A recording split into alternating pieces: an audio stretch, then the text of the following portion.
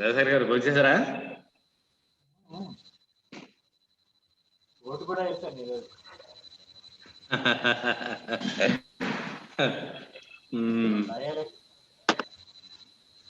ఓ వీళ్ళు మొదలవుతూనే ఉంటుంటారు కానీ మరి మొదలెడదామండి.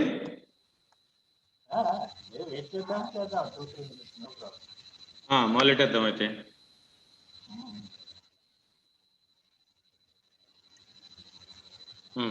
So, Shruti, sorry, Jayati. Yes, sir. So we shall start then. Okay, sir. Okay. Yes, sir. Right then. So we can have an introduction of the speaker. Yes, sir.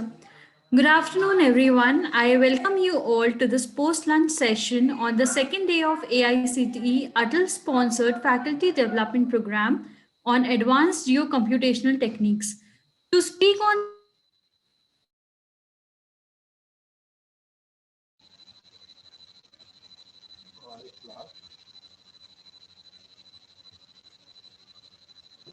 Jayanti, please unmute yourself.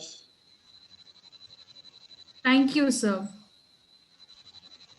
So I again welcome you all on the second day of AICTE Atal-sponsored Faculty Development Program on Advanced Geocomputational Techniques.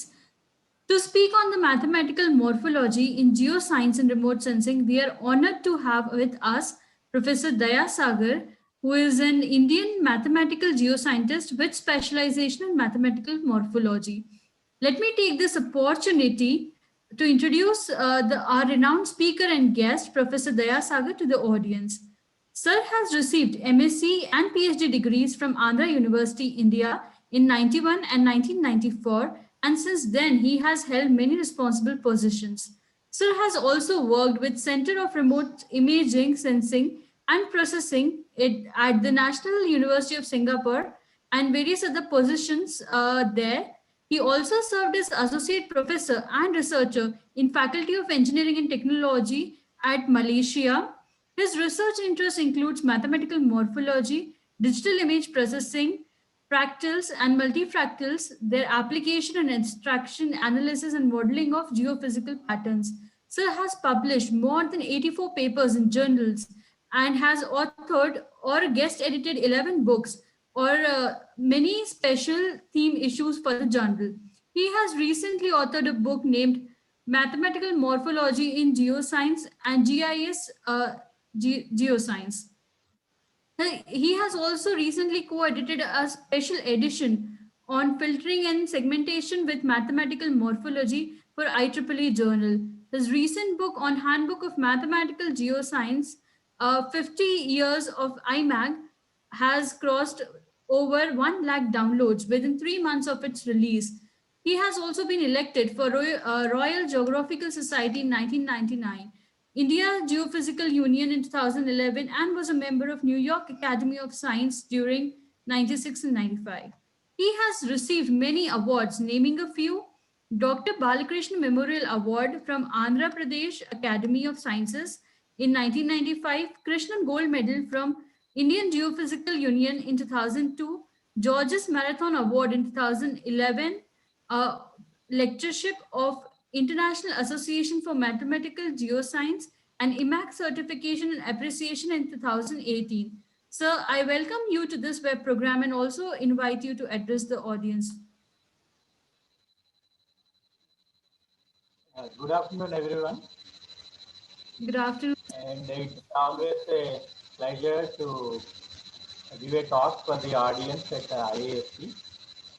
And so I was told by Professor Ramarao that it is a kind of faculty development program. And at the end of the program, I was also told that there would be an exam. And he also asked me to propose a couple of questions. But when there is an examination, I don't want to really start from the scratch. Because if I start talking about mathematical morphology in entire geoscience and remote sensing, it would take about 12 hours of lecture, which it is tightly planned. So since it is only 1.5 hours lecture, I don't want to really make you feel bored. And I'll just share the PowerPoint slides, and I will talk about a couple of slides, and then I would prefer to use the board so that you can understand what exactly is morphology and why it should be really taken up by geoscience and remote sensing scientists uh, to deal with the problems that you all have, research challenges. One of the basic data that I would be using throughout is the digital elevation model. And I'm sure you are all very familiar with digital elevation model. And many people argue that DEM comes with a lot of errors and uncertainties. But my answer for all that is, as long as DEM is a very precise and error-free, and then what are the kinds of algorithms that we can really develop and update to venture into the world of digital elevation model. And I would say that DEM is like a black box. It has number of hidden features, and for our naked eye, and you will realize that it has lot of information. But how to really retrieve that is a big challenge. For that, of late, I have written a kind of opinion piece for IEEE Geoscience and Remote Sensing magazine, and it was with a lot of arguments with reviewers and many people and the editorial board. Finally, it was accepted. It is the idea of digital elevation model, a rich source of data for geoscientists. It has a lot of information, but to unravel that hidden morphological, geometrical, and topological features of interest to geoscientists and remote sensing specialists, and one should know a bit of a specific mathematics which has a lot of geometric relevance and geometric essence. One of such mathematical tools that I have realized, which is very important, and people have not realized that it has not many applications that one can show on whether it is remote sensing data, whether it is hyperspectral data or digital elevation model. And that is where in that opinion piece we have ended that by telling, and there should be a specific curriculum that we have to introduce at the undergraduate level and postgraduate level to make it as a specialized topic. And what is the topic, and quite relevant mathematical tools in the applications of digital elevation model. So one of them is mathematical morphology, others being spatial statistics, geostatistics, fuzzy set series, wavelet series, and there are many other things. Of course, we all deal with digital image processing, and I have seen who all have been using the DEM as a source data and applying various different mathematical approaches. All those mathematical approaches, I would say, it's all mixed mathematics. Is there a single mathematical field that can really address many of the challenges that we have been facing in day-to-day life while dealing with remotely sensitive data or its byproduct, that is digital elevation model, right? And I'll just share the screen and to talk about a few slides, and then I will come back to the original, the using board, and for you to actually realize the importance of mathematical morphology, which is a field, and if you are familiar with it, you would enjoy it, and if you are not familiar with it, it would actually motivate you to venture into the field of mathematical morphology to have morphological thinking.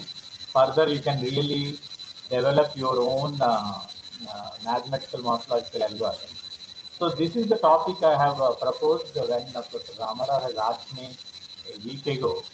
And this is the topic I actually keep changing it. Sometimes I use it for mathematical morphology in spatial data sciences. Sometimes I use it for mathematical morphology in geoscience and remote sensing. And the slides would be the same, but the title would be tuned a bit, right? And so it is very interesting to know that Ramara has organized this kind of FDP program, which is really very, very useful for young people to venture into, because only young people can take these skills to the higher level. So I would skip many of the slides, and so this lecture is all about making the audience aware of a kind of field that is mathematical morphology in spatial data sciences. Mathematical morphology is more of a European type and which is not very popular when we compare with wavelet field. And to tell you here, wavelet transforms and algorithms are all linear transformations, whereas in entire mathematical morphology, all the transformations algorithms that we look at are all nonlinear type, and that is where we get lots many advantages to apply the nonlinear morphological filtering technique.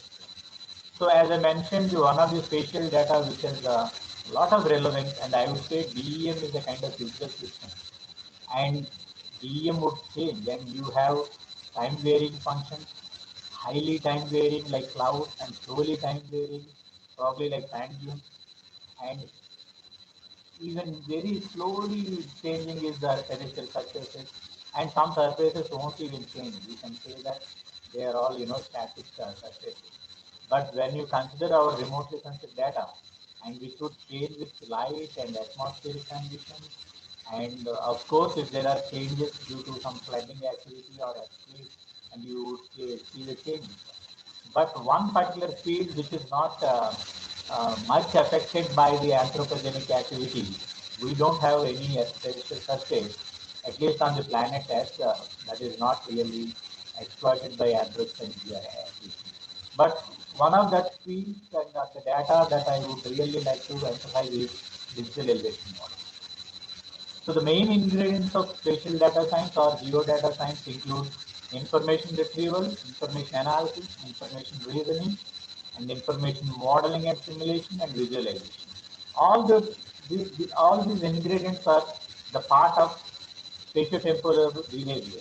Or if you want to really study the dynamics of a specific phenomenon or a specific process that you see on the existential surface, whether it is highly time varying or slowly time varying or static, and you should have all these ingredients in place.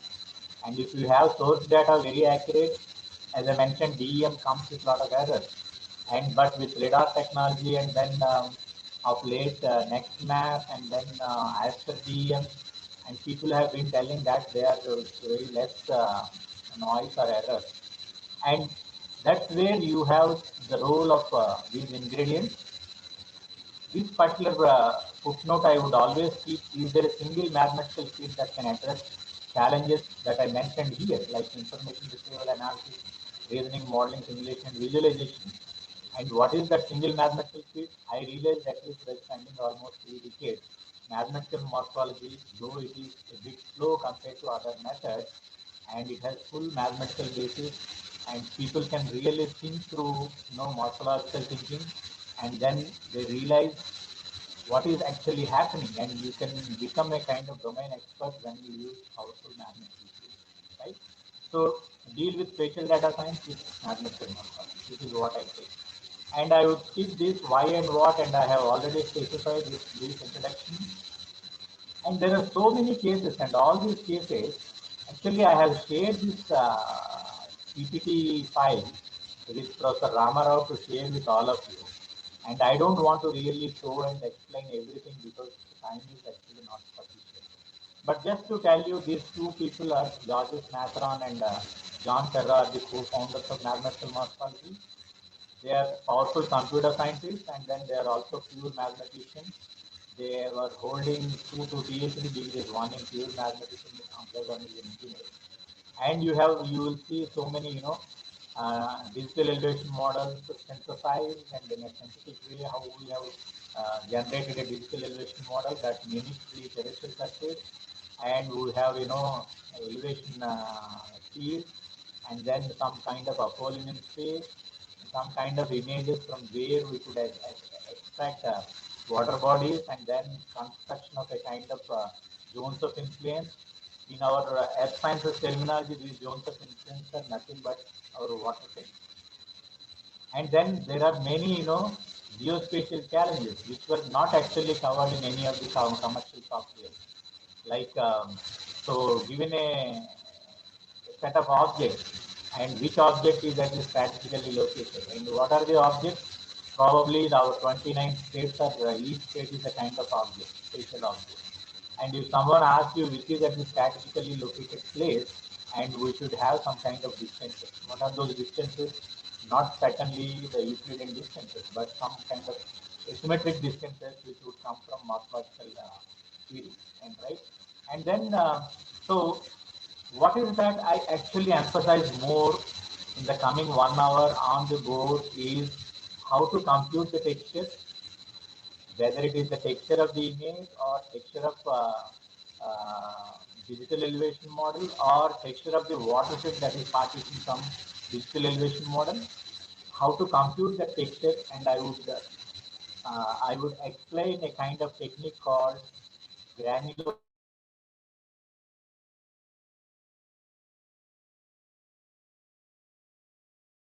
sand grain analysis.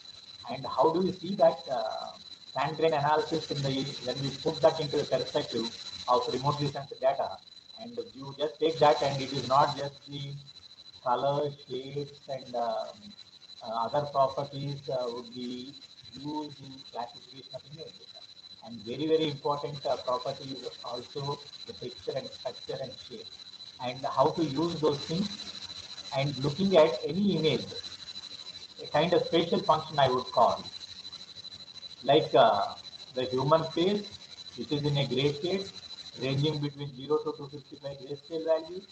And in entire mathematical morphology, the images are actually seen as a kind of relief, terrestrial relief. In the terrestrial relief, the variable is the elevation at each spatial position. Whereas in my face and that, the variable is the grayscale value, the spectral reflectance value.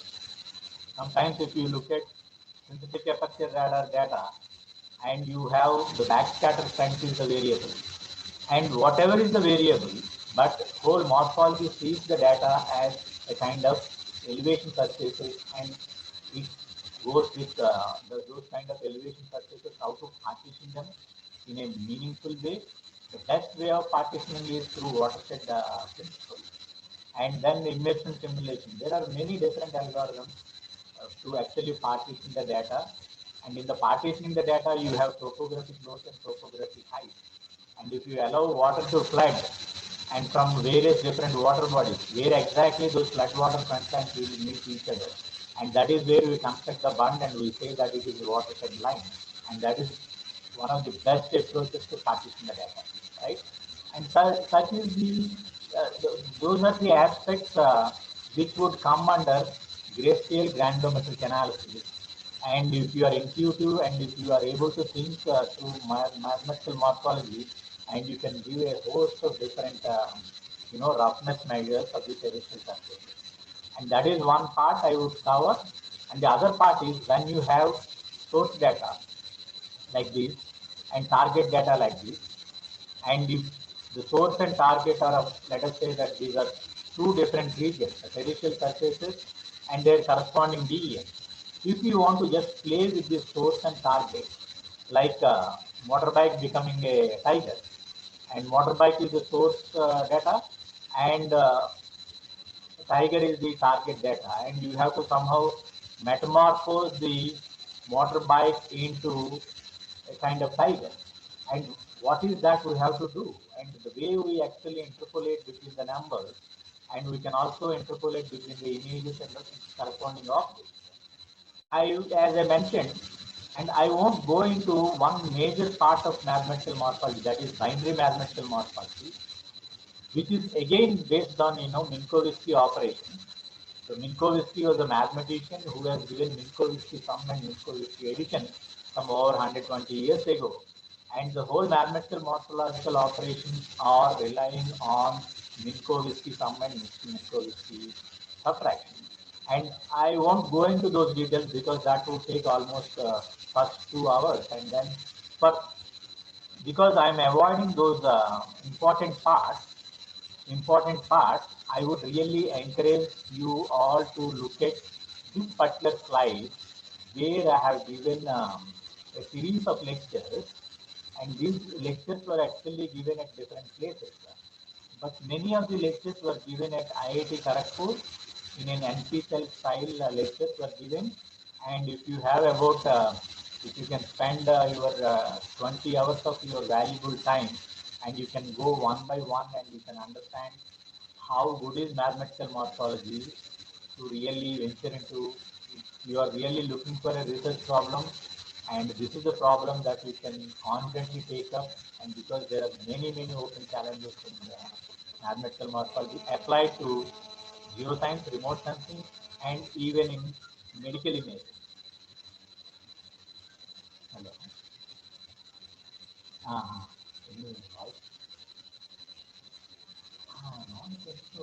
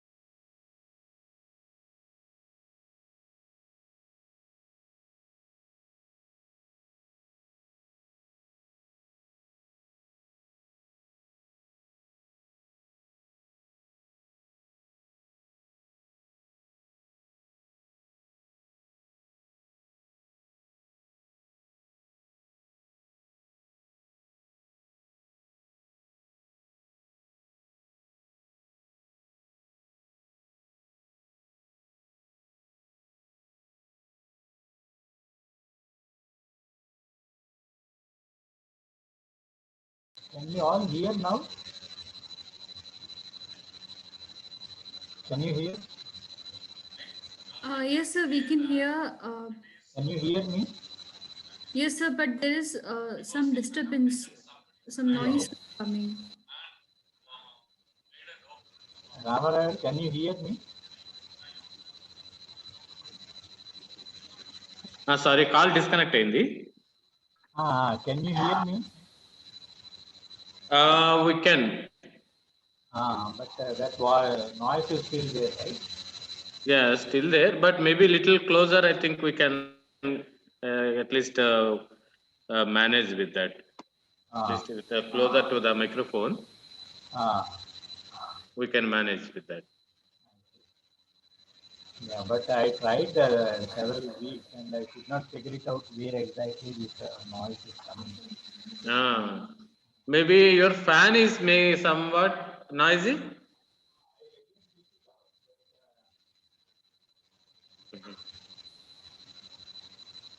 Yeah, I think of my fan. No, that's not, that is a fan sound is gone. I think no. No, that is in the the communication. I think we can go ahead with keeping little closer to your face so that we can manage with the little louder speaker. Yeah, I increase the volume.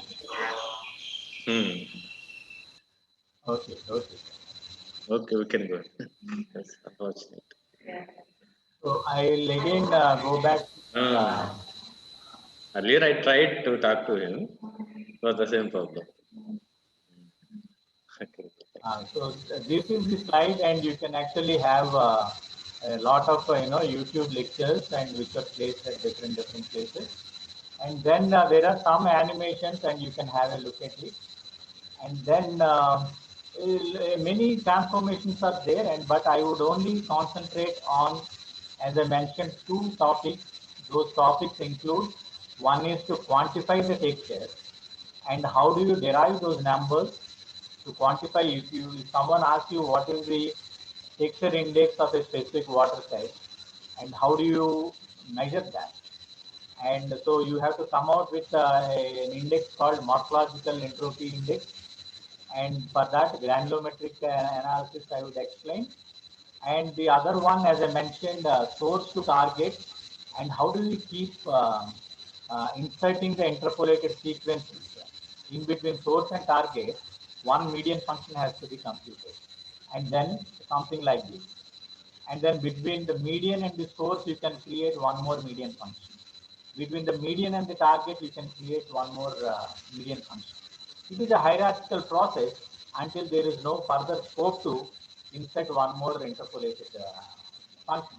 And once you have very tightly packed, it is nothing but converting highly discrete data into a continuous data. And for that, what we handle is morphological interpolation. What is required for granulometric analysis to compute the texture index, and what is required to perform morphological interpolation, and I would cover only those parts. And then you can actually have a look at these slides which I shared with Professor Ramarao, and I'm sure he would share with all of you, and then you can actually link whatever that I teach on the board with the actual cases in the subsequent slides, right? And then, so I will skip many of these things, and to also to how I conclude, and I would show, depending on if someone is very keen to see and how this mathematical morphology has been used in retrieval analysis, reasoning, and modeling. I think this is the special issue that I can recommend, and it is published some 2010, 10 years ago in the International Journal of Remote Sensing. And then if someone is trying to venture into advanced level of mathematical morphology, I would really recommend this filtering and segmentation with mathematical morphology, which was edited along with the Pedros Margos, Dan Schonfield, Lauren Najman, and then Junior Barrera. All these people are pioneering mathematical morphology across the globe. And then this was the initiative which we have shown in 2017, just to showcase the Indian remote sensing achievements, and this was the JSTAR thing. But the chapter, this is the entire book is about mathematical morphology. We can, I will probably share it if Professor Ramarao wants to distribute, and I can share this book and you will see. And there is a chapter 35 here in this handbook that is actually provides a mathematical morphology and illustrative examples. You will see only a kind of album like features there. And this is one open call for papers for IEEE JSTAR specifically on mathematical morphology in geosciences and remote science, right? And with these are the things, this is the promise, and you can actually look at these slides later on. And then now actually I would like to go on to the board. I think you have to bear with that minor irritating sound, but I could not somehow avoid that. I have been studying for the last 2-3 weeks whenever I was giving the. And to tell you a simple thing, f of xy is equal to 3, I would call this as a kind of spatial function. Spatial function. What are all the spatial functions? And you can tell a simple remote sensing data, a grayscale image, probably the panchromatic image, itself is a spatial function. Because you have x and y spatial coordinates, and at each spatial coordinate you have certain variable value. I'm calling it as z. And this variable value, if you take this spectral reflectance value, and it is a glacial value, we usually use as immediate. And if you are seeing this get value as an elevation value, obviously it is very predominant in digital elevation model.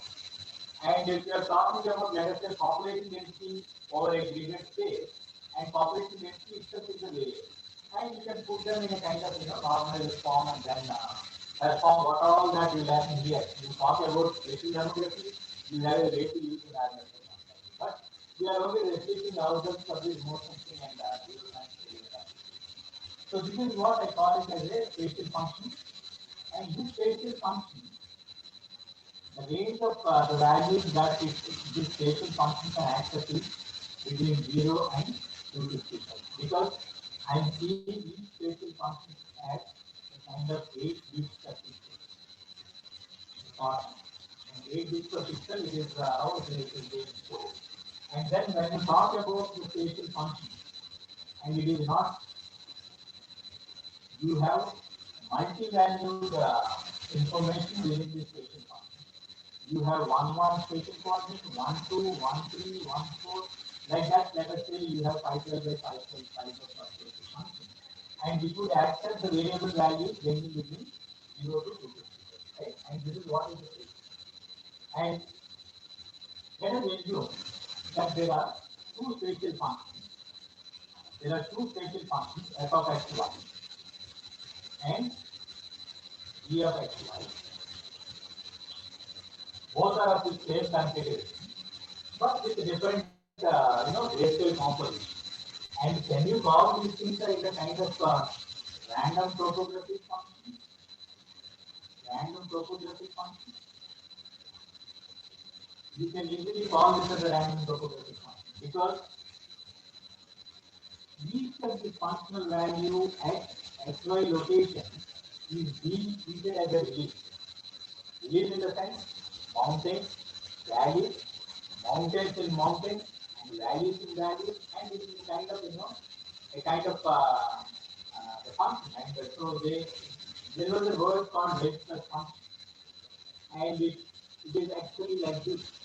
You get the base plus function, and you can smoothen it. You can smoothen it, or within this function you have even minor variance. All these things will come with the spatial resolution. Spatial resolution. And what are the three different resolutions that you have to really bear in mind? One is spatial, and the other one is spectral resolution, and the other one is temporal resolution. Temporal resolution. We have been seeing that the spatial resolution, higher the resolution, smaller the size, but more detailed. And lower the resolution. Problem? Now I have it. Hello? Any problem? No, go ahead. Go ahead. So, actually, little audibility, can you able to little move the that particular microphone or headphones to you, so that your voice will be little better? Oh, still feeble, huh? Why? Yeah, little. Probably I'll try to move the table.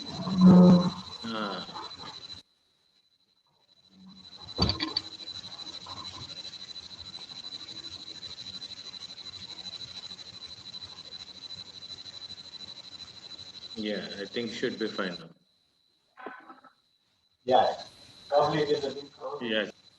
And so why I have shown these three different resolutions that we have to bear in mind. And when you want to convert, sparse data into dense data. And what exactly it is in a DEM context, and probably these are the concepts. I would say this is sparse data. But when I want to make it in a very dense, and I have to somehow insert the missing contour value, derivation contour value, I can actually make the sparse data into dense data. So that comes actually under morphological interpolation, which I will cover further. and then spectral. And we are talking about a large number of channels in a hyperspectral data.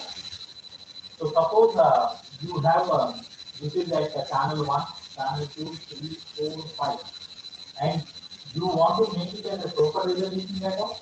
Is there a way that you can insert one more in between 1 and 2, in between 2 and 3, in between 3 and 4, in between 4 and 5?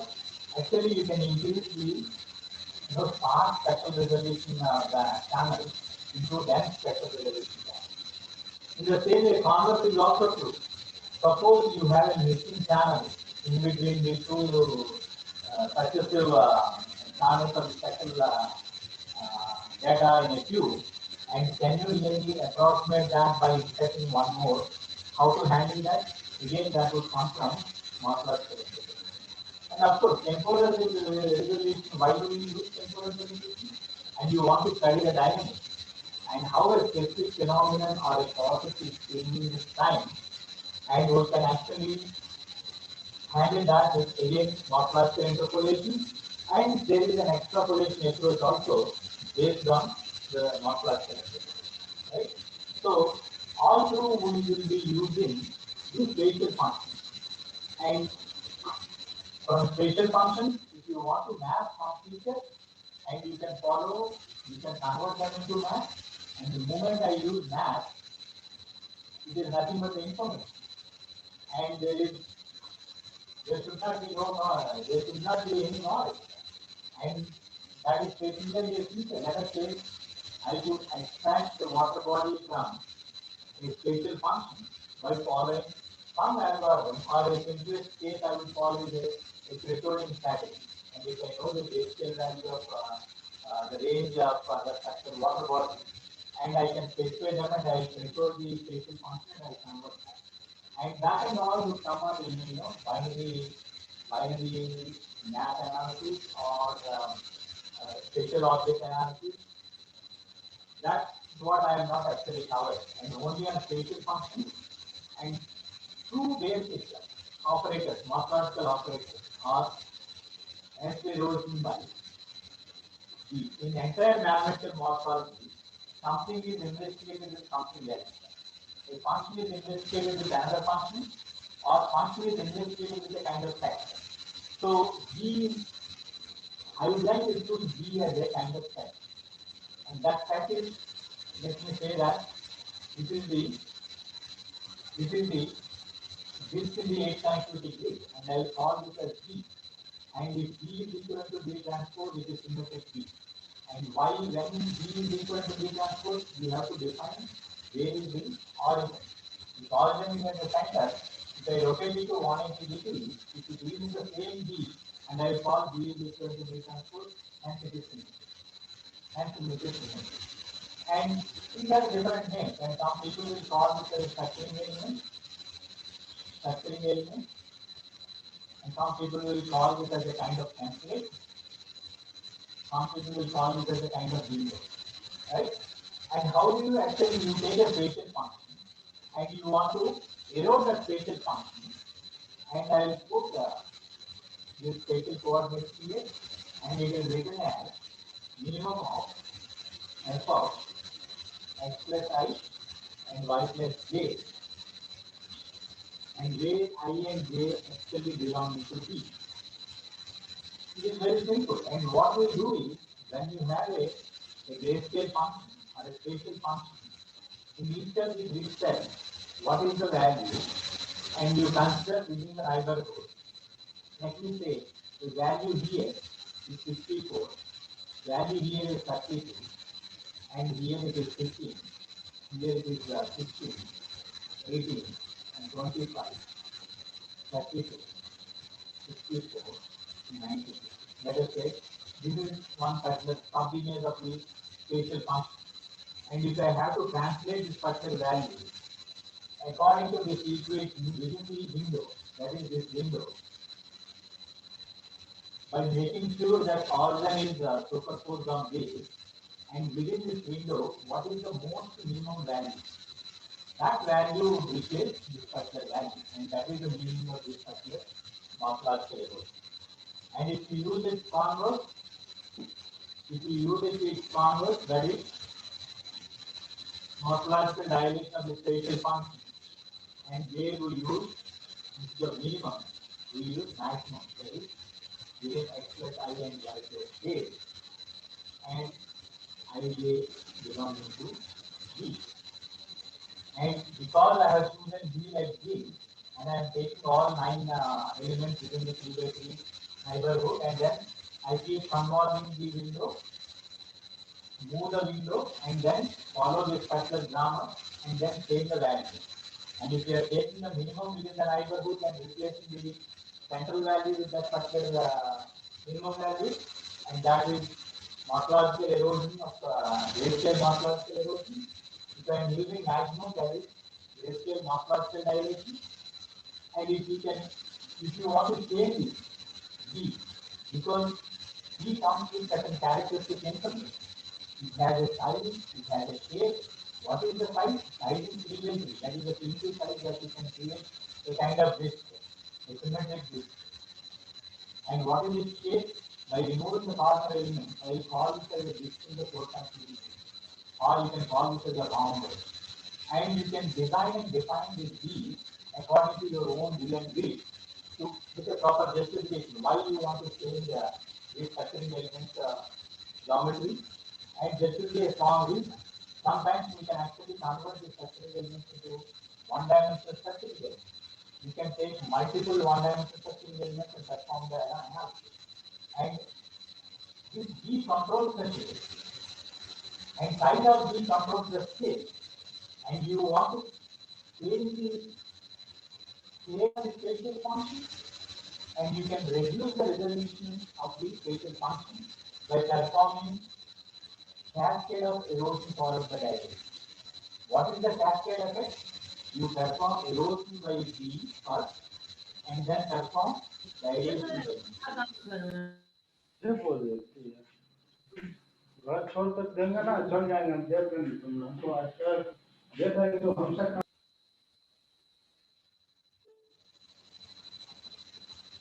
Right? And so this cascade operation is actually called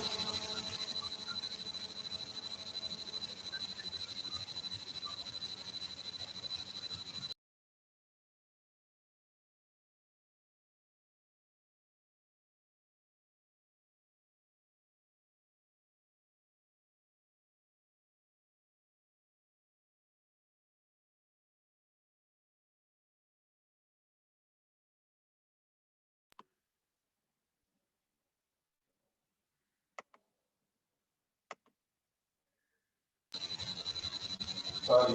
Then so this is actually called morphological opening by D. Morphological opening by D. So if you keep on performing this on the output, you have a spatial function, and that spatial function, you have a spatial function, and you can, if you open that, what is the opening? And erosion followed by dilation. And if you perform opening by 2D, what is 2D? And B is B. This is B. And if you dilate B with B, another B of same specification, and you will get a bigger size B, that is, let me say it is 5 by 5 size. That is a 5 by 5 size. And you can increase the size of B by dilating B with another B. And if you dilate this 2B size B with another B size structuring element, you will get 7 by 7. And in turn, this would go like S erosion by B, followed by erosion by B, followed by dilation by B, dilation by B. Typically, this is the size 2B. And the effect of erosion that is happening is not with just this one. And collectively, with recursive erosion would give the effect of erosion by this 5 by 5. And then 5 by 5 dilation. And by doing this, you lose information with spatial function. What is that information? And I would say what is the area of f of xy? What is the area under the surface? If you are taking the volume of under the surface, we typically compute all the grayscale values, sum of all the grayscale values over xy position. And by performing this morphological opening by B, you would lose certain information on spatial function. Because it is smoothing. Surface, roughly the surface is becoming smoothing. That smoothing is happening in a non-linear fashion. Why it is going in a non-linear fashion? You are actually eroding the surface, and again you are trying to reconstruct the surface by following the same B with a different operation. And these two are not to the same degree when the surface is very complex. And in turn, the cascade operation which I have shown here as morphological opening is a nonlinear operation. And if you keep on performing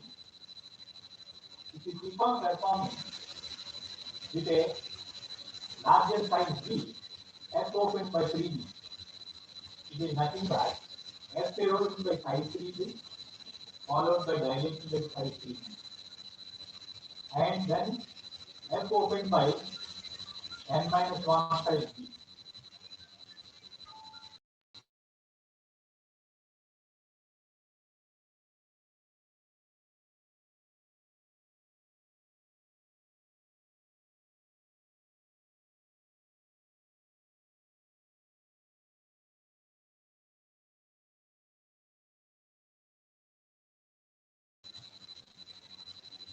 Right, and so you keep on doing this, and it keeps losing information.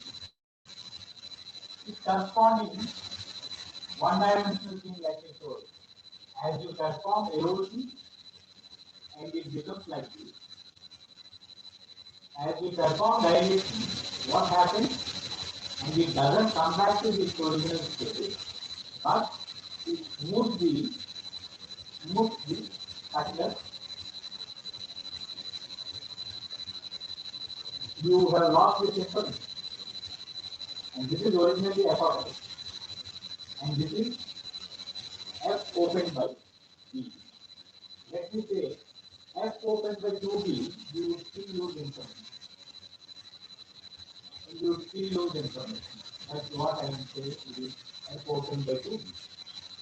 And f opened by sufficiently large number of larger size b, probably it is f opened by size 10b. And at one level, and f opened by n size b, that is largest size, and it becomes the whole spatial function would be occupied with global minimum value.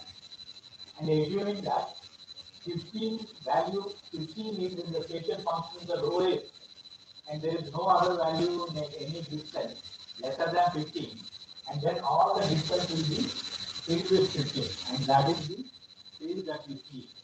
But what is happening between original to the last level, last cycle of opening, and how the information is being lost, and that is where we have a kind of spectrum we can construct.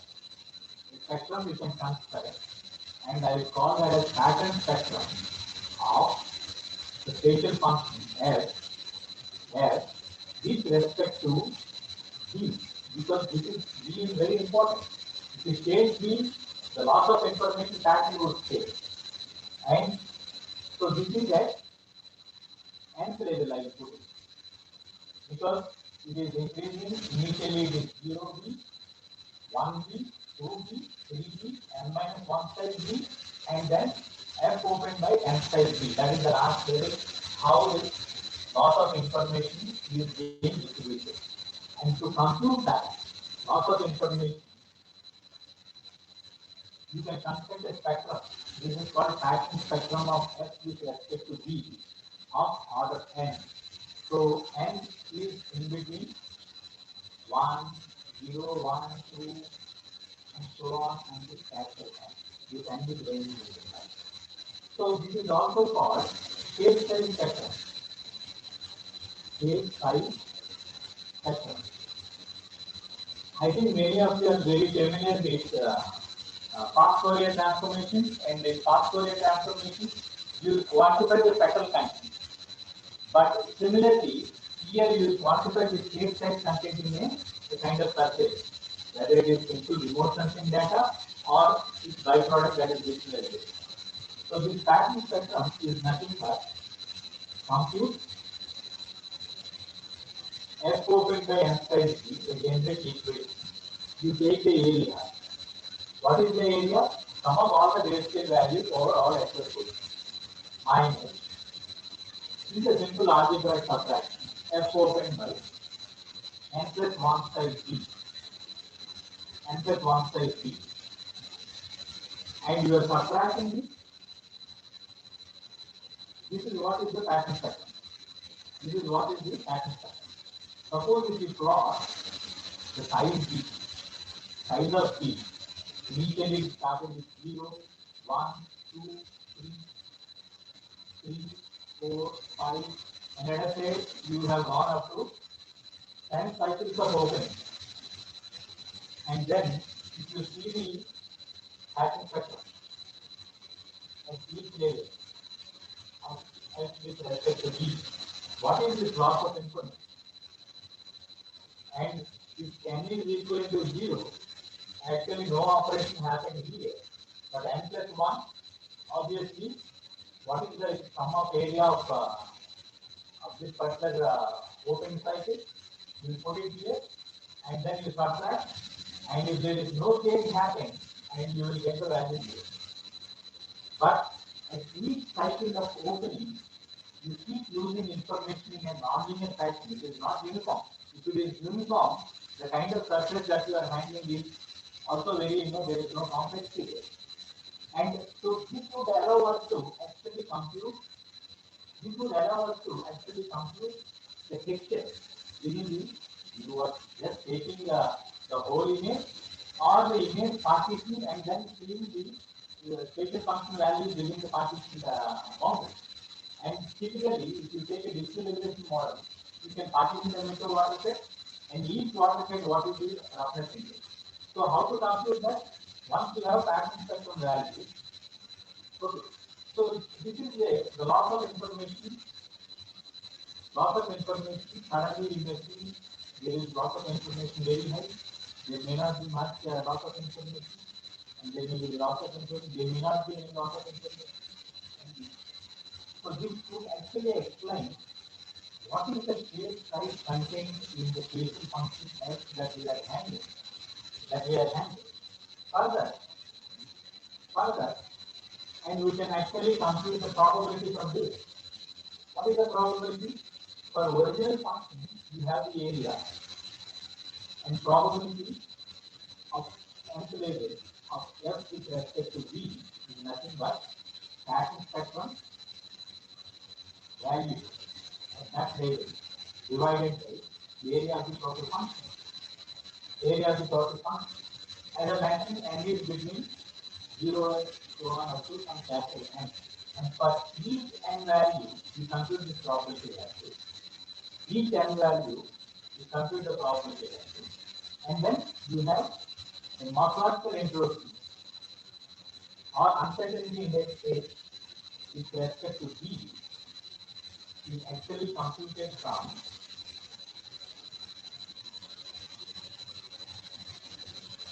P log P, which is Shannon's entropy equation, sum of all these values from n ranging between 0 to capital N, take its negative, and this would actually give you the texture value. This would actually give you the texture value for the spatial function that we are using. What all that you have been doing? You have morphological erosion, and that morphological erosion transforming it in a recursive fashion. Erosion followed by erosion is nothing but spatial function is eroded by E of type 2.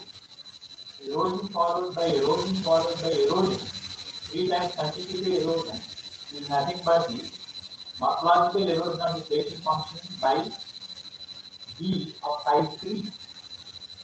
And in morphology, you have for every transformation operation, you have a dual operation. And erosion is due to dilation, dilation is due to erosion. Right? So by using those erosion, dilation, dual operations, and we have actually performed a cascade form. Erosion followed by dilation is nothing but contract something and try to expand it to the same degree. Do you do some information? And it is like a rock body, and if you are smoothing it, and then if you want to after by erosion it gets smoothed, rock outline. Then you want to reconstruct its original thing, and you may not see the sharp peaks in the rock. It means rock has become smoothed. What is the process involved? A non-linear process was involved. And similar non-linear process here is erosion followed by dilation. And we are taking the surface, a chemical surface, and then we are performing erosion followed by dilation. And erosion followed by dilation. Erosion by n number of cycles followed by dilation by n number of cycles. When n is ranging between 0 to some actual n value, cycle 1, cycle 2, cycle 3, cycle 4, and cycle 25.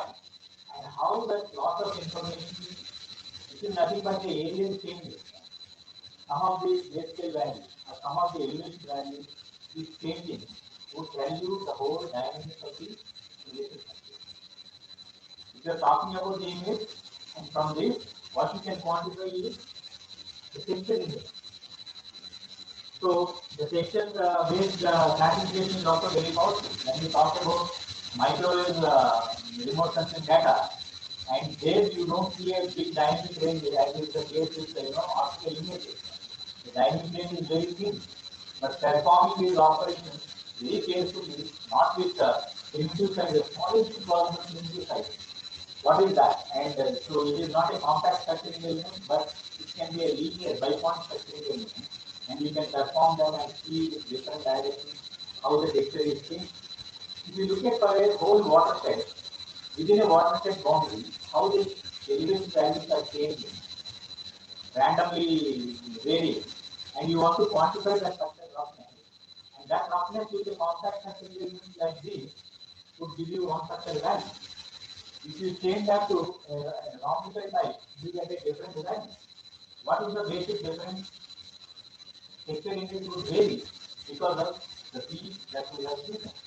If you change that P to directional structuring element from northwest to southeast, north to south, and northeast to southwest, and east to west, and you have 4 directional structuring elements. You can increase those directions of structuring elements in much larger number, and then direction wise it will perform, and these values would change. And if you want, if you have any research interest, and I can say several of our published work using grayscale granulometry, directional granulometry, and how the watershed, the spatial function within the watershed boundary, it is changing. And will it have any implications when we talk about the actual geodynamic pattern? So the entire process is actually called that I have shown here is called grayscale granulometry. Grayscale granulometry.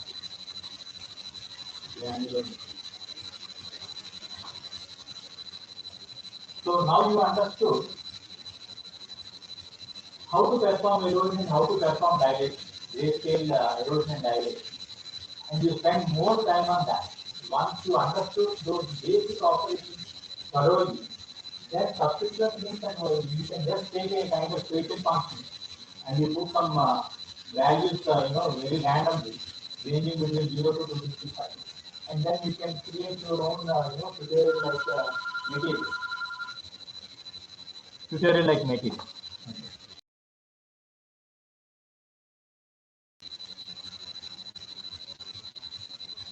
Right? And so this is one very important portion. And further, how we can use the same morphological glacial morphological operation in morphological interpolation. The other topic which I would like to emphasize is morphological interpolation.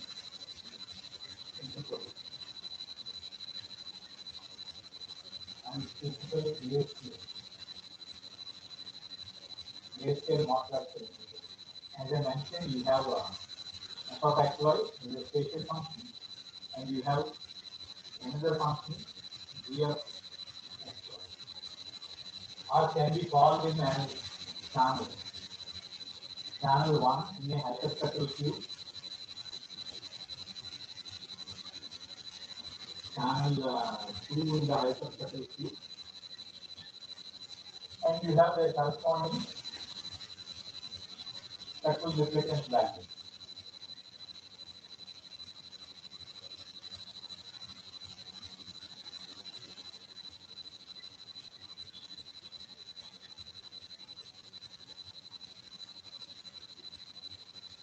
Right? And let us assume that these two are two grayscale functions, and I want to actually create a kind of interpolation between these. The simple idea, and let me explain it on a simple spatial object. Let us assume that this is a spatial object at time t. Because it is object, I am using the notation x. And the same x has become, over a period of time, it has become like this. And if I take xt union xt plus 1, like I have superposed this, and probably it will be like this. This is xt, and this is xt plus 1. Let us assume that this is a kind of water body at time t. Let us say it is January 1st, and the next available water body that you could extract is after 6 months. Let us say 1st of June, and there is a time lag of almost 6 months. But can you really convert the data which is highly discrete nature, because 6 months gap is too much of the time. If you want to find out how this xt has become xt plus 1, it's actually contracted. And can you create the in-between interpolations to find out what should have been this particular water body during 1st March? This is I am telling you is January, this is June, and during March and how it should have been. And for this, we have a simple one way is a kind of medial line. A medial line. So, but how to simulate this process? And this is the medial line in a kind of non-radial way. I have put that, and maybe you know this is actually something that is contained in something else. But sometimes, and the same water body over a period of time, it has also shifted its geometry, changed its geometry, and shifted its width. And then it is not contained in this one, and I can say this xt is partially contained in xt plus 1. And whereas here, xt is contained in xt plus 1. So xt plus 1 is contained in xt. And this is a simple case. Sometimes the cases will be much more difficult. And so this is the idea.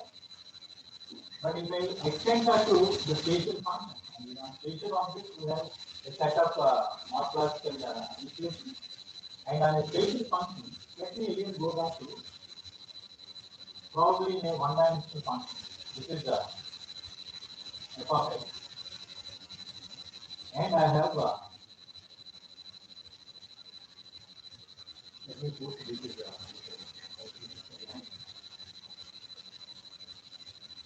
and this is g of x.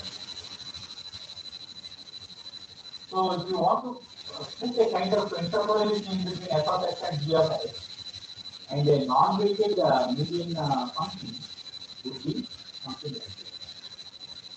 Something like this. And I will solve it as median between x and g. In a 1D case, I am telling, but whereas in 2 two-dimensional the spatial function. It is not just one variable. When you have the spatial positions, XY positions are there, and you have XY positions are there. So for this case, now you know about simple morphological erosions and dilations. Simple morphological erosions and dilations. Their case is, and just to brush your knowledge,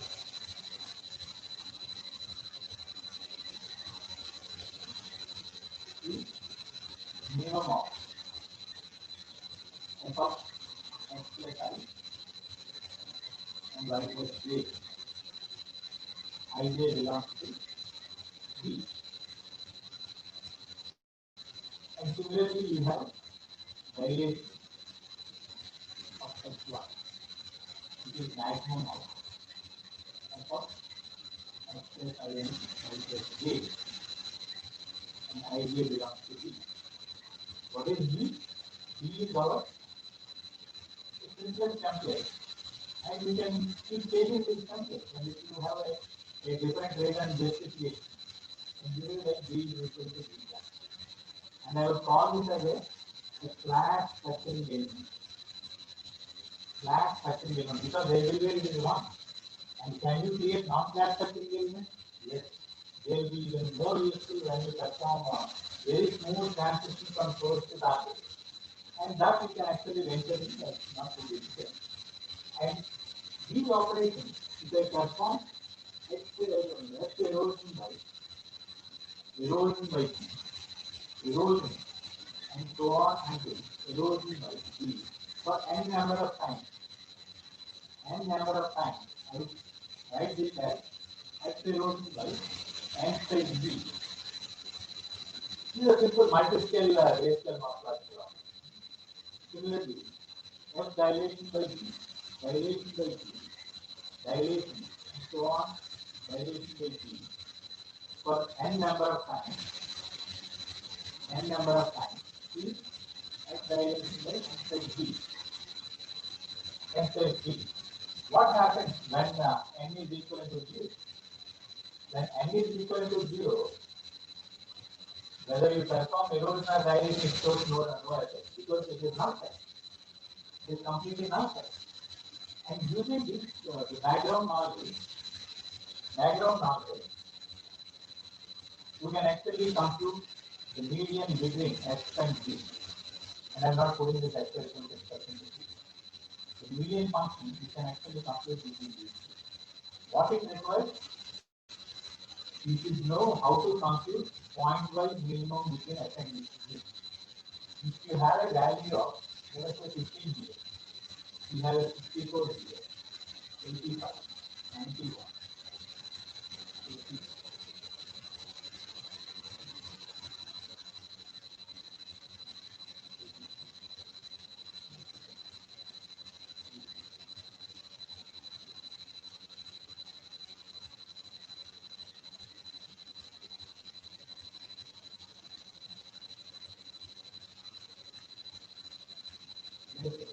So point-wise minimum, which is 15 and 64, you have to write the intima between x and g.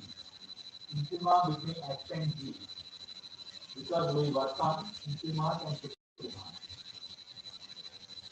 Intima between x and g is point-wise minimum. And 15 and 64, you take minimum of these two point-wise minimum. 82 and 85, and you take 80. And 62 and 91, you take 50. And again 15 and 85, 50. 255 and 255,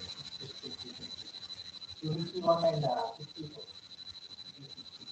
Like that, point-wise minimum would get you the intima between the function f and function g. Similarly, you can also take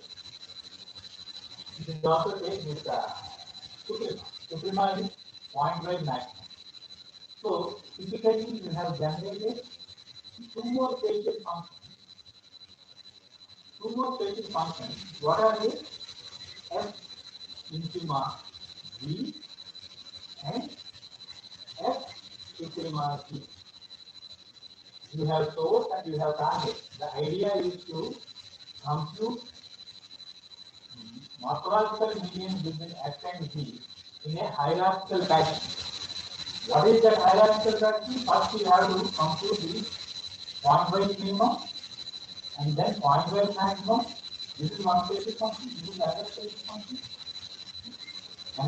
function, and then intima has to be dilated by n squared g, supima has to be eroded by n squared g.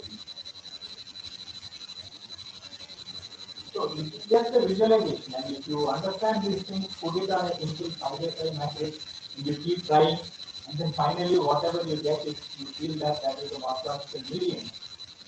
And then you can actually think that there are many challenges in spatial visualization and spatial interpolation to compute the missing frame in the hyperspectral cube and to compute the or to find out the redundancy in a hyperspectral cube, and dimensionality reduction is a huge big challenge.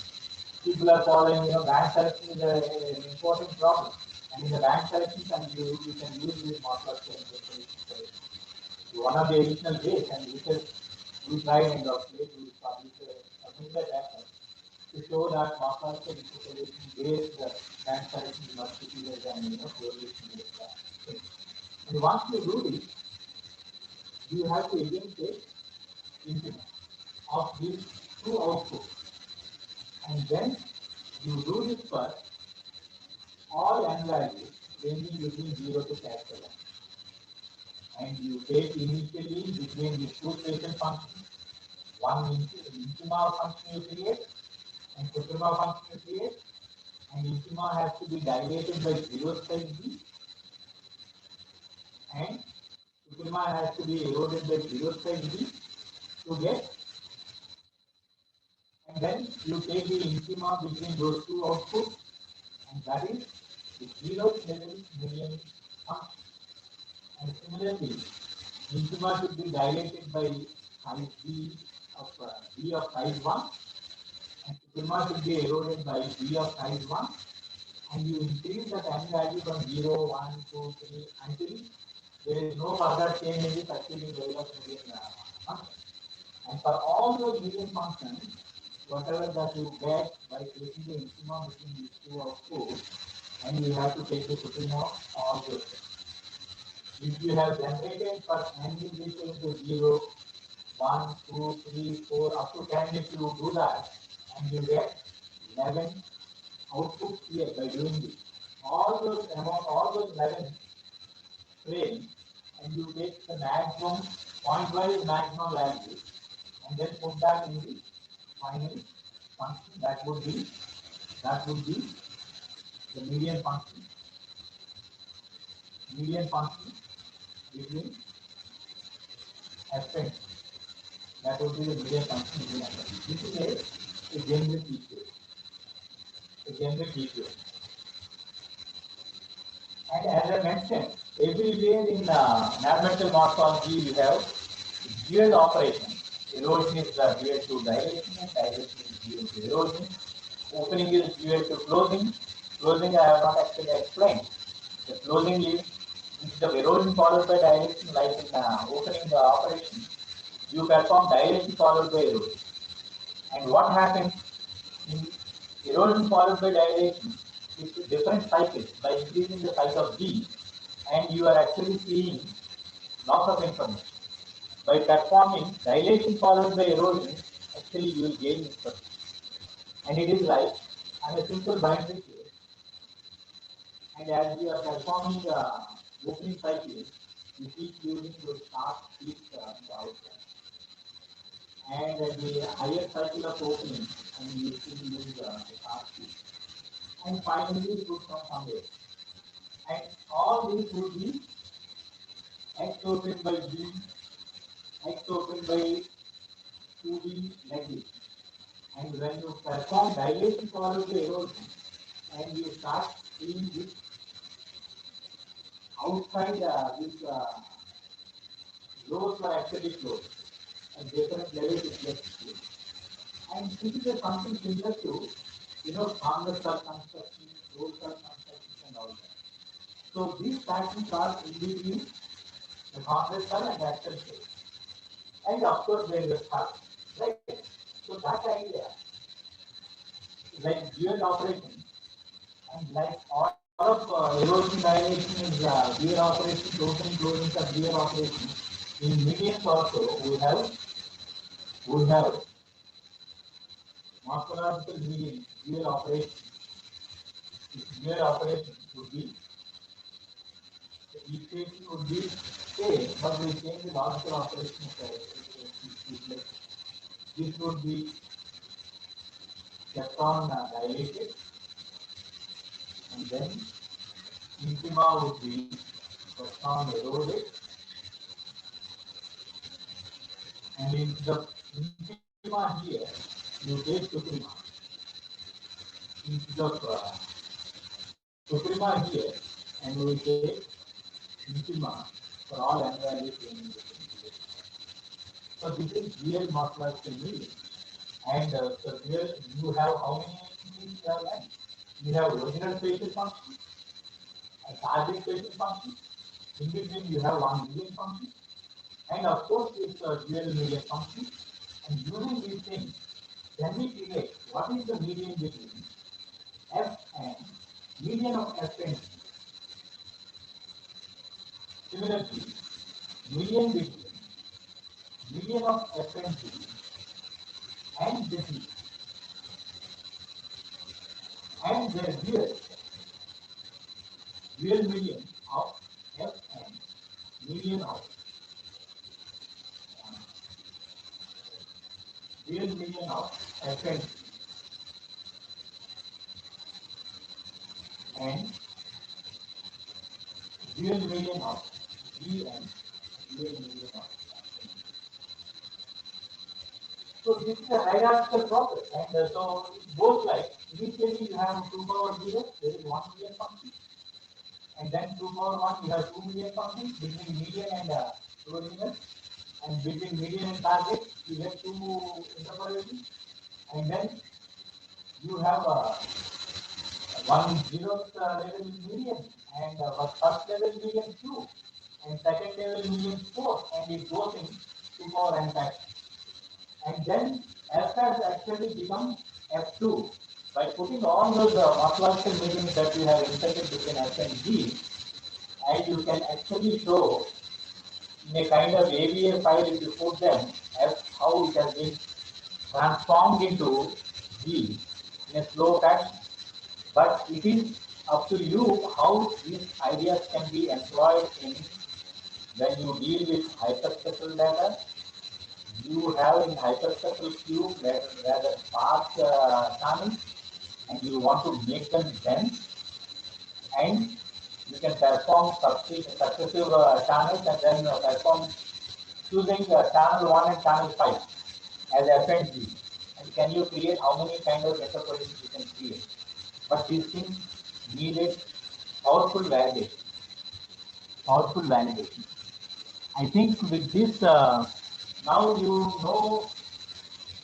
Just to wrap up, because this is also 4:30 as told, and you have you know about basic basic morphological grayscale operation,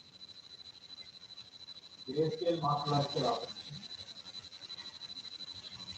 operation, and you know about grayscale granulometry, grayscale granulometry. You know about morphological grayscale medium computation. Actually, I have not covered anti-granulometry here. In granulometry, throughout we have used opening cycle.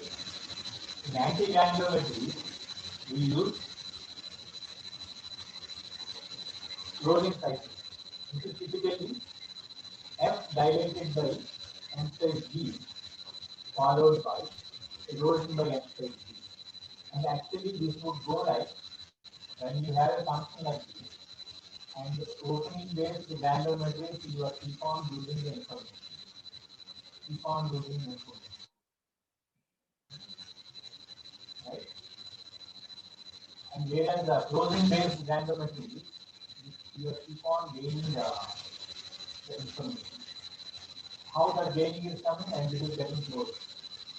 These flows are getting close. Right? And you can actually compute the texture of the foreground and texture of the background. For every image, you can compute the foreground texture and background texture. Is there any relationship between foreground and background texture? I think that is worth exploring it, and we are just trying, but unless we have some theoretical support and proof, and we could not, actually we tried and we didn't go to that level. I think with this, I would show once again the PowerPoint slide.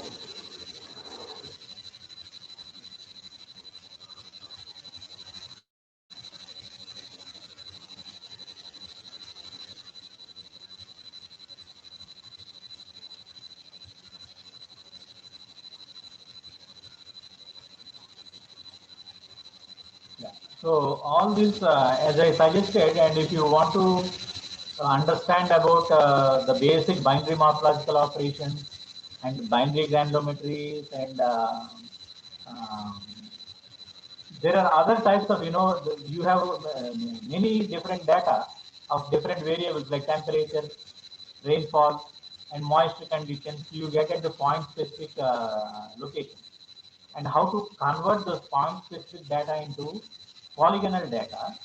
And of course, you have better geometric methods like Voronoi polygons, construction, and all that. But skeletonization by influence zones, that is another powerful morphological interpolation which I have not covered.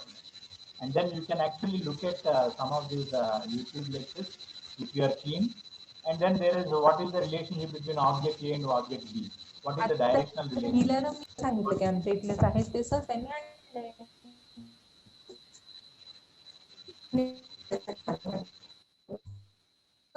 आणले का So you can तू विसरते आता इथं आल्यावर आपल्याला मुलाची पण आठवण देते वाच कोणीतरी आल्याला त्याची काय आठवण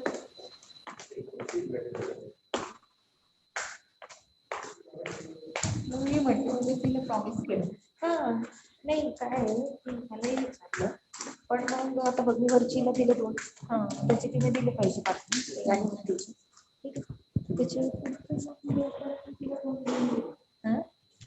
परत अजून हा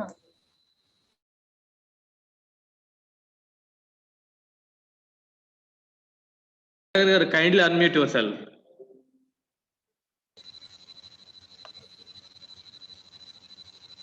Yes. So all this you have.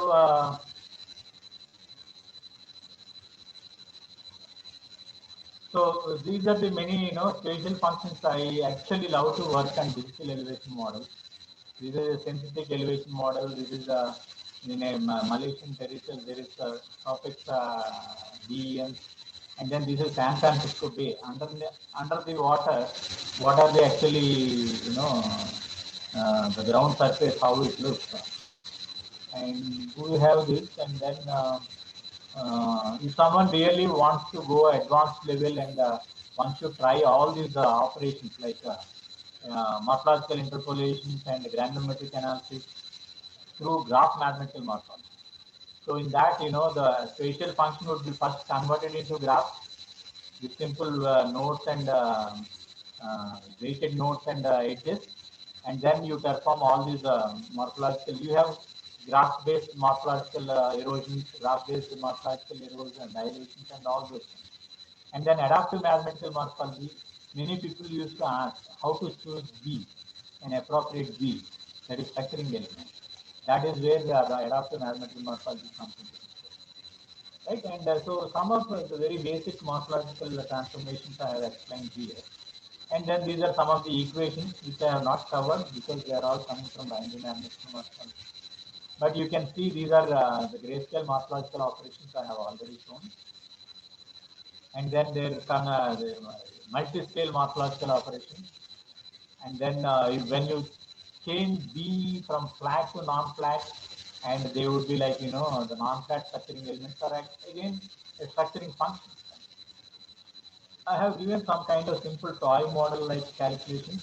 You can refer to these pages, right? And so to specifically show you the texture quantification, this is where what happens when you have a spatial function of a specific watershed like this. With increasing number of opening cycles from cycle 1 to 40, 40 to 80, 80 to 1 to, we have shown a few snapshots. You can see the spatial function is becoming darkened and darkened with the increasing cycle of opening. Whereas its converse is also true, that is with increasing cycles of closing, where dilation followed by erosion would happen. With cycle 1 it is this, with cycle 40 it is this, cycle 80 it is this, and it is becoming brightened and brightened. Here you are losing information, here you are gaining information. This gaining and losing information is in a non-linear fashion, and that is very important when you study the dynamics of the connection surface, right? And so multi-scale opening closure, this is done with rhombus structuring element, and this is done with a square structuring element. This is done with octagonal structuring element. If you change structuring elements, you will see different host of different patterns and surfaces. And we have applied those granulometric analysis ideas for the watershed wise things, and by taking the Cartosat DEM, and then we have classified, and this classification is done based on the simple texture index values. And those texture index values we have done with the compact structuring element B. And if you change those, you can see how we have given very arbitrarily, we have given the ranges. The granulometric index value is between 0 to 0.25, 0.26 to 0.5, 0.51 to 0.75. These are all normalized granulometric index values. And when you choose, directional granulometric index, in what direction it has a texture index is very high. This particular watershed, cycle 1, and it has the roughness is more in this particular northeast and the southwest direction, whereas adjacent watershed has the roughness value is more in this particular east west direction, and this is with north west and southeast. Like that, the directional texture values we have computed for the watershed that are decomposed from Cartosat. And this is about morphological interpolations. We have source and target, and by using those equations, morphological median computation equation, between source and target, you have one median function. Between source and median, you have another median function. Median and target, you have another median function. It is a hierarchical process until there is no further scope to actually insert the morphological. And this we have used, and the morphological distances we have used to find out the most similar regions, best space to worst space. And within the image of the DEM, you can partition them into quadrants, hierarchically partitioned into quadrants, and then every quadrant to every other quadrant, what would be the distance there? We have given a kind of approach to compute the ranking for pairs of sub-images within an image. And then it could actually tell you how to group those regions which are with the similar morphological surfaces and composition. Yeah, I think I would skip much of many of these things, but with this, I think I have covered almost 1.5 hours. If there are any questions, and I would be very happy to answer. There are few questions. Yeah. One is how drainage morphological modeling, how to do drainage morphological modeling for paleo channel delineation. Yes, paleo channels delineation. So if it really shows the superficial variation, I know actually paleo channel delineation, and if you keep on reducing the resolution, let us assume that we are actually taking a digital elevation model, very high resolution DEM, and if you keep on reducing the resolution and then start computing the valley network,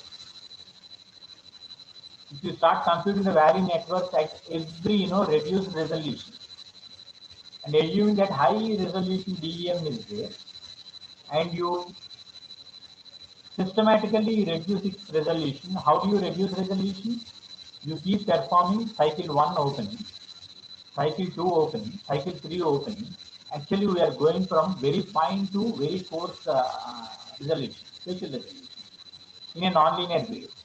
And then you start computing the valley network. Actually, I have not shown the skeletonization equations here. And by using the simple skeletonization transformation, you can actually compute valley connectivity networks. How those valley connectivity networks are actually seen changing with cycle 1 to cycle 2, cycle 2 to cycle 3. And this is a crude guess, and that may be one aspect one can try. The other thing, probably with microwave data like radar data. Radar data also you can actually perform this reducing the resolution from high resolution to the coarse resolution, and there is a possibility of demarcating the failure channel, because these are all typically buried channels. And in microwave radar based DEM and radar based images would be most appropriate than computing any optical image. So this is my idea, but I have never tried. But long time back, so one of my super seniors were handling about marking the failure channel. Of course, they validated it with by taking the the geophysical surveys they have done, whatever they have demarcated, they have gone to the site and then they have done geophysical surveys, whether the water is being identified at the shallow level. Sir, this is my question actually.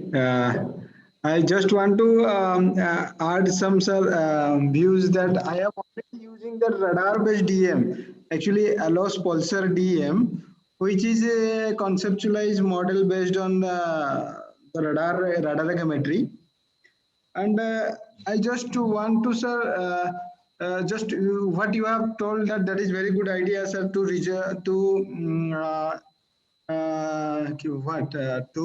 minimize the resolutions of the DEM. Yes. So better, sir, we should go for different resolution DEM, like we have 10-meter DEM, 20-meter DEM, 30-meter DEM. Then we can model it or better understanding the morphology. Yes, that's also an idea, and I think probably you should also look at directional granulometry. Directional granulometry, if you look at, Yes. I think that may throw some light. Okay, sir.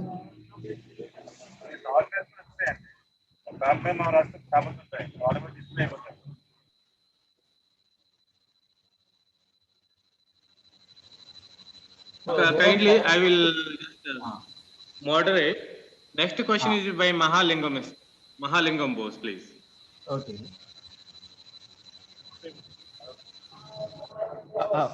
Good evening, sir. Yeah. Good evening, sir. Can you hear me? Yeah, I can hear you. Sir, this satellite-based sensor, it measures the elevation of the building top as well as the canopy of the trees. Like this elevation, when we use this elevation to prepare the drainage network on the ground. No. So how much accurate we are? Yeah.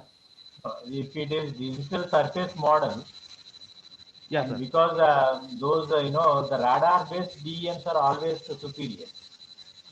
Okay. For any drainage modeling. Otherwise, and the tree canopies would disturb and it would give you spurious network. Okay. And because I always get confused, digital surface model, the digital terrain model, yes, and digital elevation model. Yes. Elevation means, and I want to go to ground and I want to take the height. Okay. That height is actually what is the outlying soil particle height at that particular location. Okay.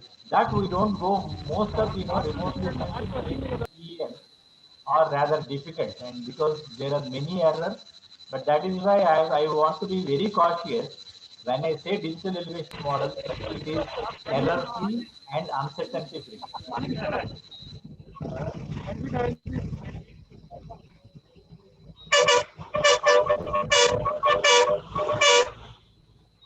And please mute. Whosoever is not the speaker, please mute.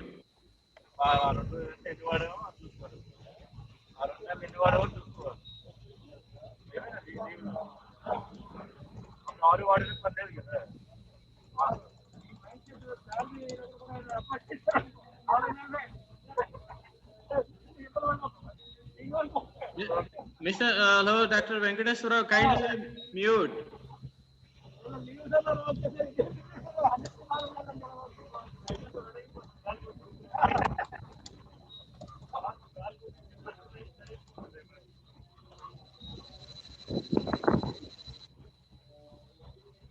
Question, sir. Venkatesh Rao. Yeah, tell me. Good afternoon, sir. Yeah, good afternoon. Tell me. It's a not. Sir, my question is that, is it possible to model how overlapping of two spatial regions changes over time using this mathematical morphology? The context is that I am thinking is something we have the crops are there. There is a flood region is there. So the crops is a land regions and the flood comes there. It stays there for some time. How this flood region is overlapping with the land parcels? How when the crop is submerged in this water? Based on that, and based on the crop sensitivity, we can estimate how much damage happened to the Yeah. how long this particular crop is there in the submerged region.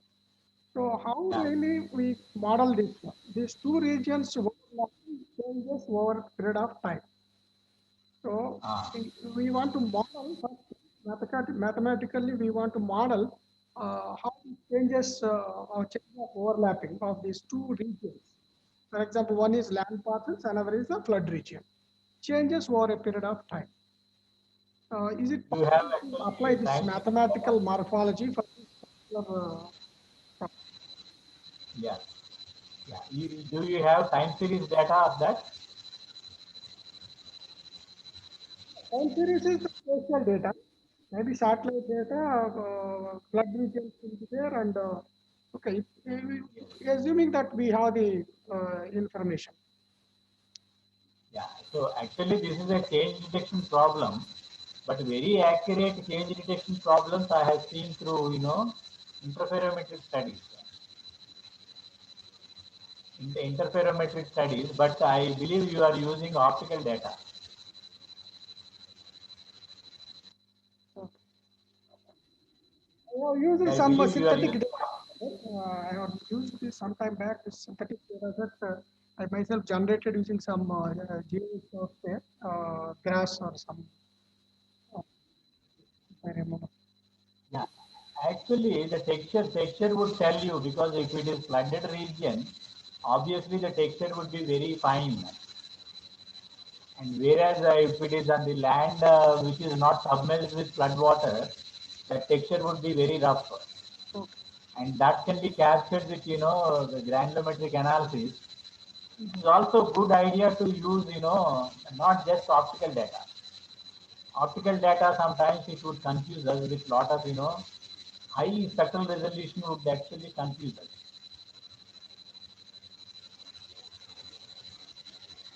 This is my view, and probably there may be some other views on this. Okay. Next to Mr. Sandeep Bhardwaj.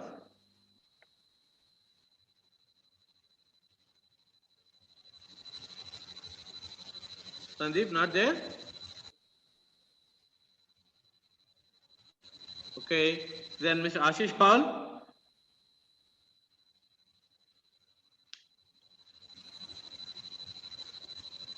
Yes, sir. My question is that very good evening, sir.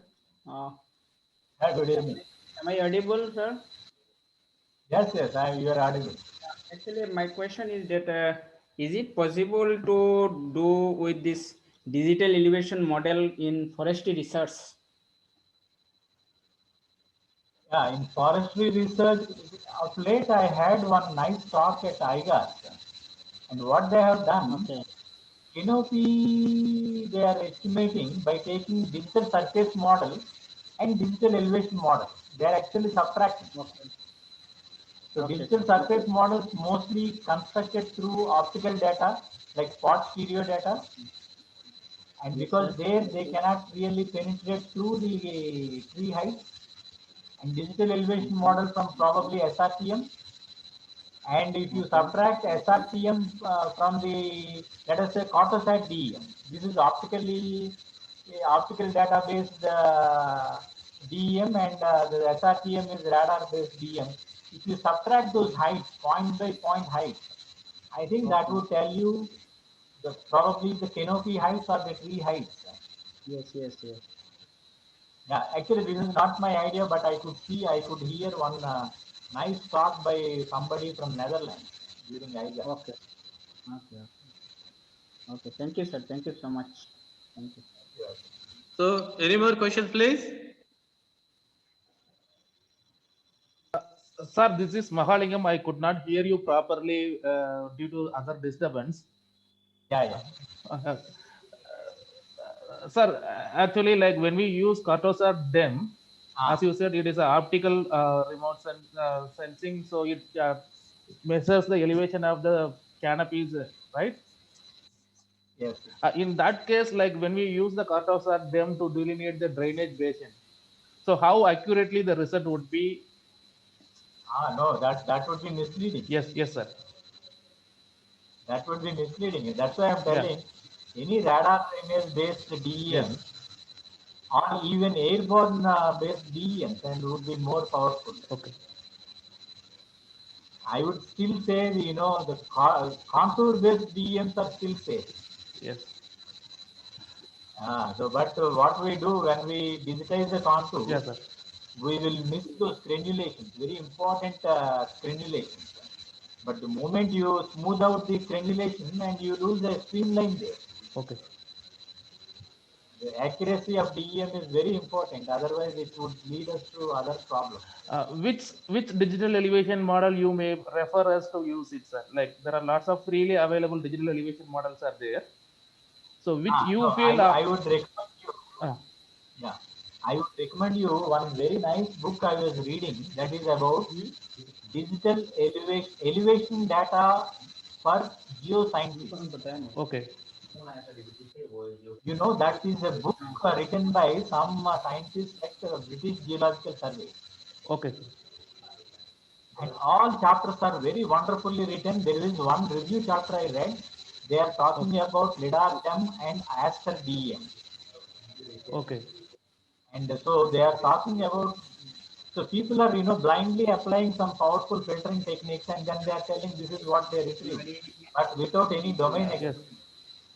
That is dangerous. And but you read that digital elevation data for geoscience, and that book is a small book of 120 pages. It would help you. Yeah. If you don't mind, can you repeat the book name 1 second, please, or I will write it down. Just 1 minute. Yeah. That book name is Elevation Models for Geoscience. Okay, sir. Okay, sir. It was published by Geological Society of London. Okay. And it was edited by Corey Fleming, J.R.A. Giles, and March. Okay, sir. Mahalingam. Next Thank you is so much, Mr. sir. Raja Natarajan. Gentlemen, sir, is water budgeting under NRM, under Natural Resource Management, be computable using mathematical morphology? Water budget, I am not sure, but agriculture.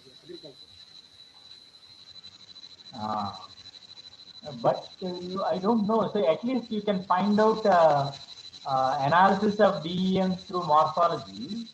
If you do that, actually you can compute the texture. So high textured characteristics do not support, the water penetration. But coarse textured surfaces would really allow the water to penetrate. I think that kind of inference you can give, but it is not, the full length water budget and water balances would be very difficult unless you have supporting data. And the last question is, thank you, Mr. Is Mr. Subha.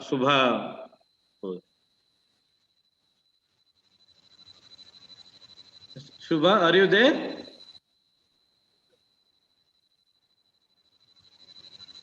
So actually his question is it possible to remove shadow using mathematical morphology? Yeah, but I think some careful hard thinking is required because removal of shadows, and that would be a problem at the high hilly region. And you can only make some kind of prediction, probably through morphological interpolations and extrapolation. But that would be always debatable. Like it can be challenged unless there is a proper validation.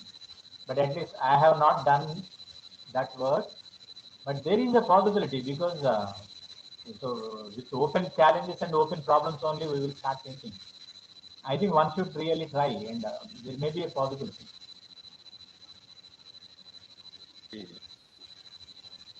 So I think that's the end of the question, sir. Thank you very much, Professor Dasagar. Jayati? Yes, sir. Thank you, Dayasagar sir, for your informative lecture. We have the reviews from the audience that the lecture was excellent and very helpful. You stated the importance of mathematical morphology, then going into the practical perspective of implementing the basic operations of morphology, interpolation, etc. So you have actually opened the doors of morphological aspect in GIS for the audience. We also thank you for your effort you have put to share your expert knowledge and to answer the question and the doubts of the audience. Thank you, sir. I would also like to express our gratitude to the audience for their valuable presence and interesting questions they have put in this web program.